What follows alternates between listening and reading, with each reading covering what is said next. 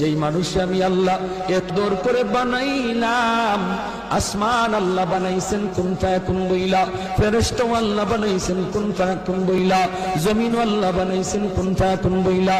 কিন্তু আমারে আপনারে আল্লাহ পাক কুন ফায়াকুন বইলা বানায় নাই। আমাকে আপনাকে যখন আল্লাহ বানাইছে, খালাকতু বিয়াদাইয়া, আল্লাহ বলে আমি আমার নিজের হাত দিয়া বান্দা বান্দিরে বানাইছি।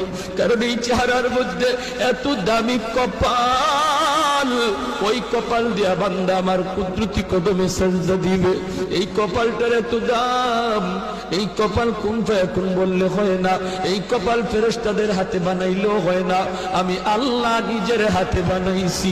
ইংলিশে অনার্স পড়ুয়া একটা যুবক, সে যদি নবীর সুন্নাত তরিকায় চললো, আল্লাহরে ভয় কইরা সব গুনাহ থেকে বাঁচলো।